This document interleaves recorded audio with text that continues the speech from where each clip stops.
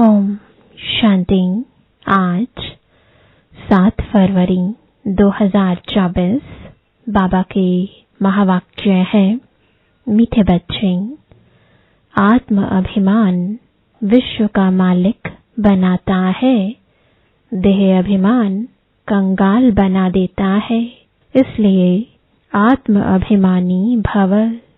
प्रश्न है, कौन सा अभ्यास अशरीरी बनने में बहुत मदद करता है?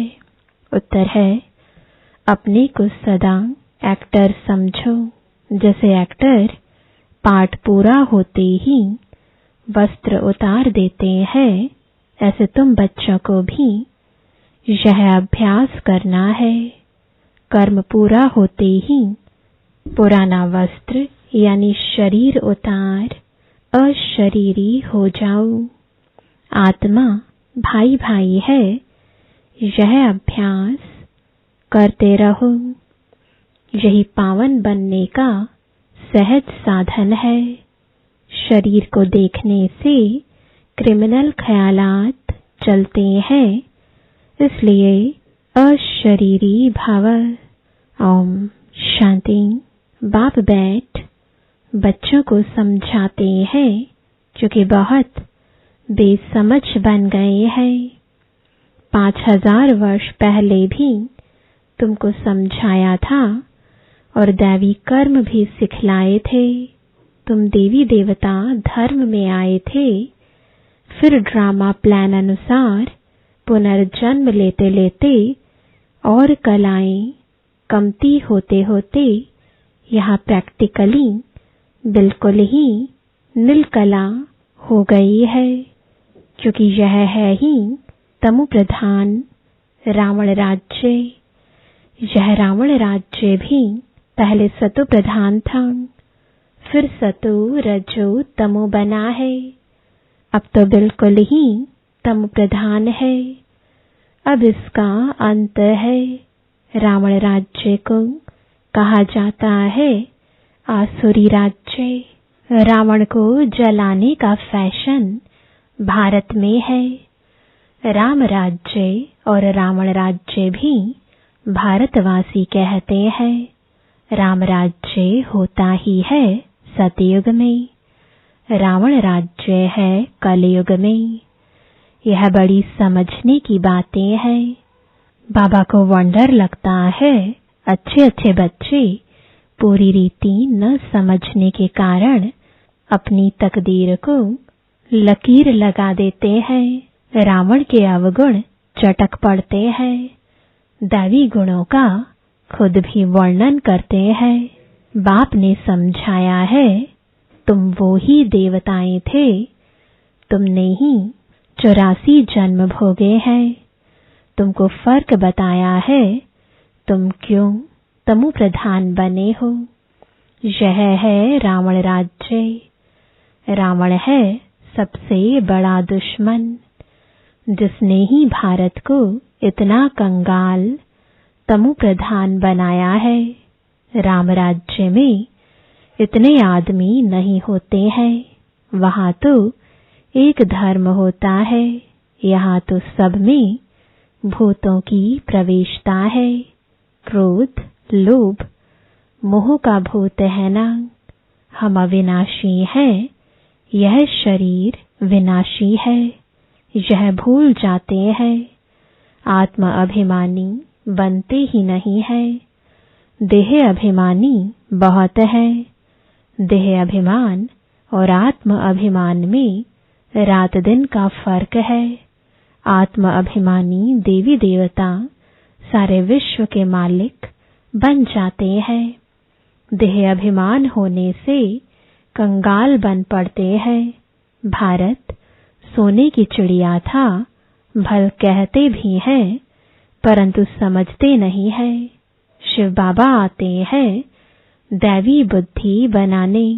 बाप कहते हैं, मीठे मीठे बच्चों, तुमको विश्व का मालिक बनाता हूँ। यह लक्ष्मी नारायण विश्व के मालिक थे। कब सुना कि इन्हों को राजाई किसने दी? उन्होंने कौन सा ऐसा कर्म किया जो इतना ऊंच पद पाया। कर्मों की बात है ना, मनुष्य आसुरी कर्म करते हैं तो वह कर्म विकर्म बन जाता है। सतयुग में कर्म अकर्म होते हैं, वहाँ कर्मों का खाता होता नहीं। बाप समझाते हैं, न समझने कारण बहुत विघ्न डालते हैं। कह देते हैं शिव शंकर एक है। अरे शिव निराकार अकेला दिखाते हैं, शंकर पार्वती दिखाते हैं। दोनों की एक्टिविटी बिल्कुल ही अलग।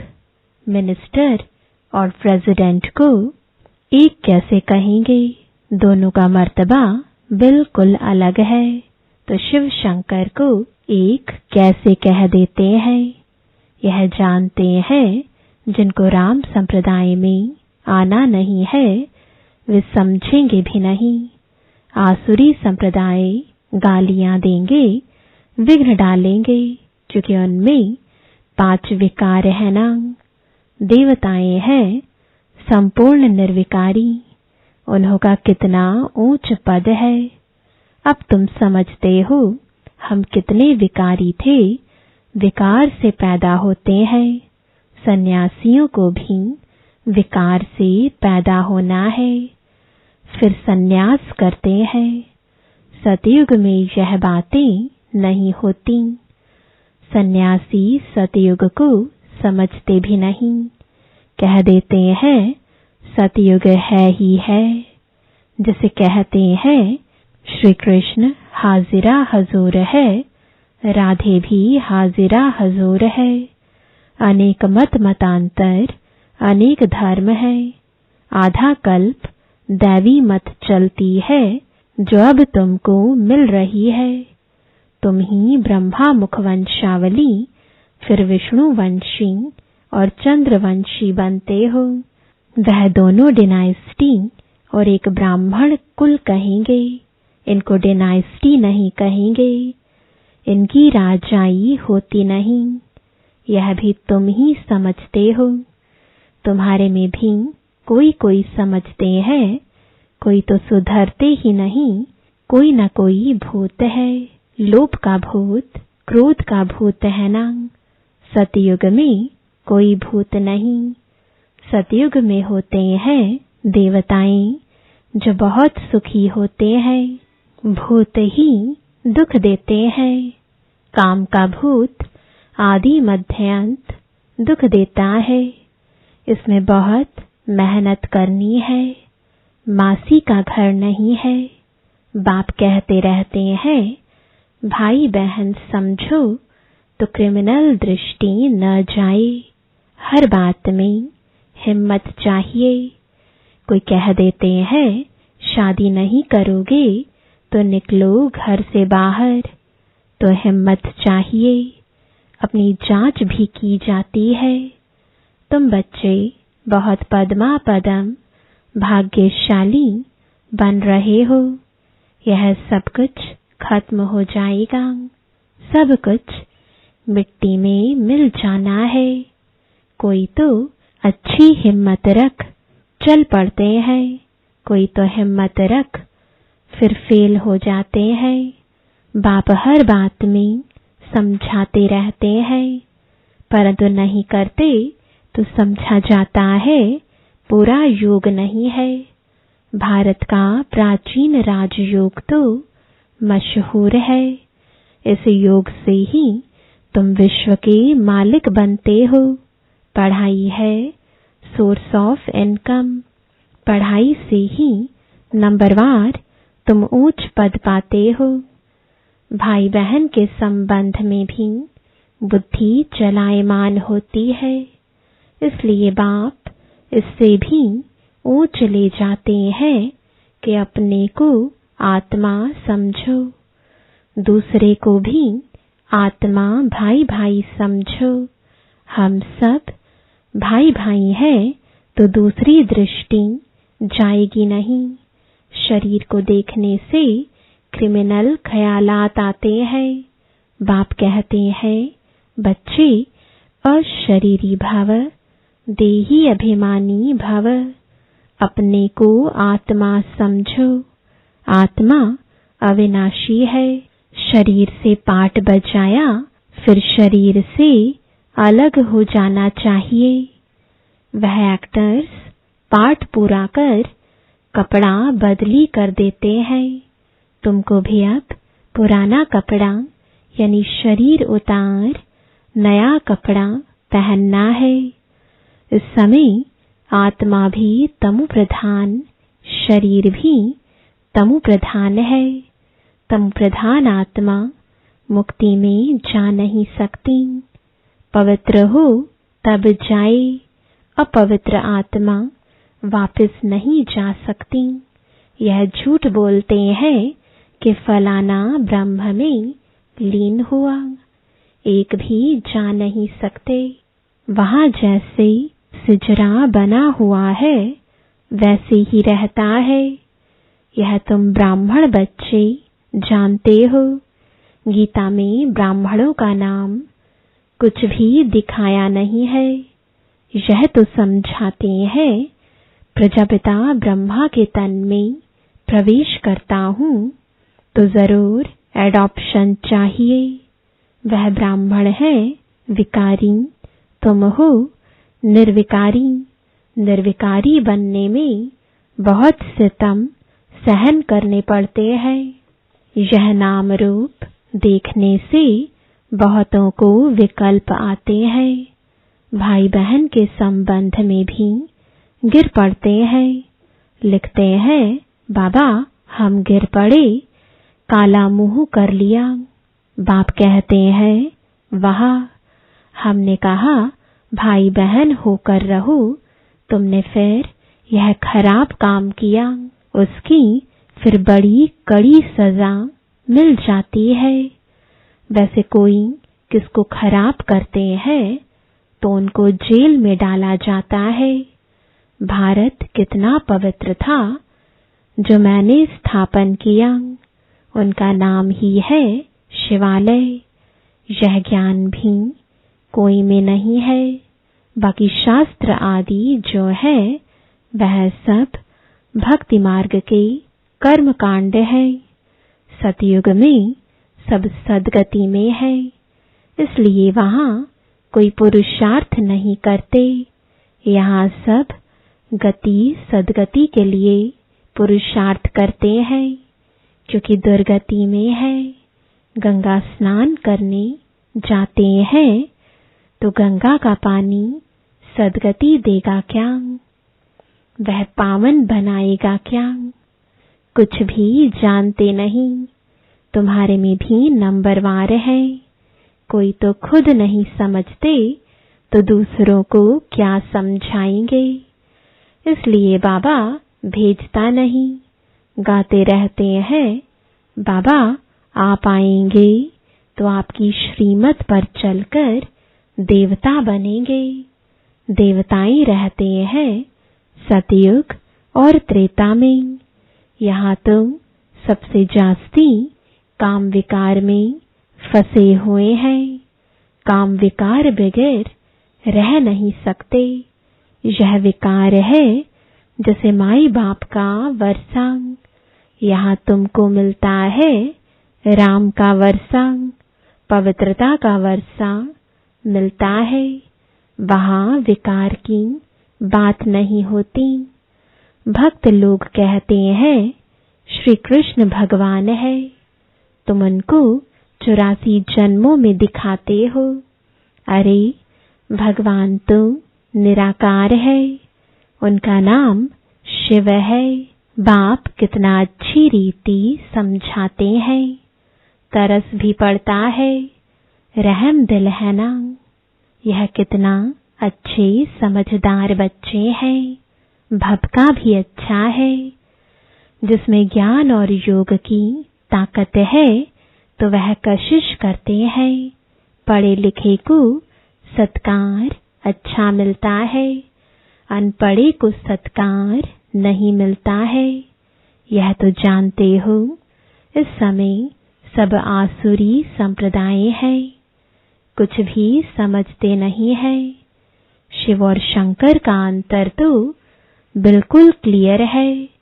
वह है मूल वतन में, वह सूक्ष्म वतन में। सब एक जैसे कैसे होंगे? यह तो तमु प्रधान दुनिया है। रावण दुश्मन है आसुरी संप्रदाय का, जो आप समान बना देता है। अब बाप तुमको आप समान दैवी संप्रदाय बनाते हैं। वहां रावण होता नहीं, आधा कल्प उनको जलाते हैं। राम राज्य होता है सतयुग में। गांधी जी राम राज्य चाहते थे, लेकिन वह राम राज्य कैसे स्थापन कर सकते? वह कोई आत्म अभिमानी बनने की शिक्षा नहीं देते थे। बाप ही संगम पर कहते हैं, आत्म अभिमानी बनो। यह है उत्तम बनने का युग। बाप कितना प्यार से समझाते रहते हैं। घड़ी घड़ी कितना प्यार से बाप को याद करना चाहिए। बाबा, आपकी तो कमाल है। हम कितने पत्थर बुद्धि थे, आप हमको कितना ऊंच बनाते हैं। आपकी मत बगैर हम और किसकी मत पर नहीं चलेंगे। पिछाड़ी को सब कहेंगे, बरोबर ब्रह्मा कुमार कुमारियां तो दैवी मत पर चल रहे हैं। कितनी अच्छी अच्छी बातें सुनाते हैं। आदि मध्य अंत का परिचय देते हैं। कैरेक्टर सुधारते हैं। अच्छा, मीठे मीठे सिकिलदे बच्चों प्रति माता पिता बाप दादा का याद प्यार और गुड मॉर्निंग। रूहानी बाप की रूहानी बच्चों को नमस्ते। रूहानी बच्चों की रूहानी बाप दादा को गुड मॉर्निंग और नमस्ते। धारणा के लिए मुख्य सार है, पहला, दृष्टि को शुद्ध पवित्र बनाने के लिए किसी के भी नाम रूप को न देख अशरीरी बनने का अभ्यास करना है। स्वयं को आत्मा समझ आत्मा भाई से बात करनी है। दूसरा, सर्व का सत्कार प्राप्त करने के लिए ज्ञान योग की ताकत धारण करनी है। दैवी गुणों से संपन्न बनना है। कैरेक्टर सुधारने की सेवा करनी है। वरदान है, बीमारी कॉन्शियस के बजाय खुशी खुशी से हिसाब किताब चुकतो करने वाले सोल कॉन्शियस भव। तन तो सबके पुराने हैं ही। हर एक को कोई न कोई छोटी बड़ी बीमारी है, लेकिन तन का प्रभाव अगर मन पर आ गया तो डबल बीमार हो, बीमारी कॉन्शियस हो जाएंगे। इसलिए मन में कभी भी बीमारी का संकल्प नहीं आना चाहिए। तब कहेंगे सोल कॉन्शियस। बीमारी से कभी घबराओ नहीं। थोड़ा सा दवाई रूपी फ्रूट खाकर उसे विदाई दे दो। खुशी खुशी से हिसाब किताब चुकतो करो। स्लोगन है, हर गुण हर शक्ति का अनुभव करना, अर्थात अनुभवी मूर्त बनना।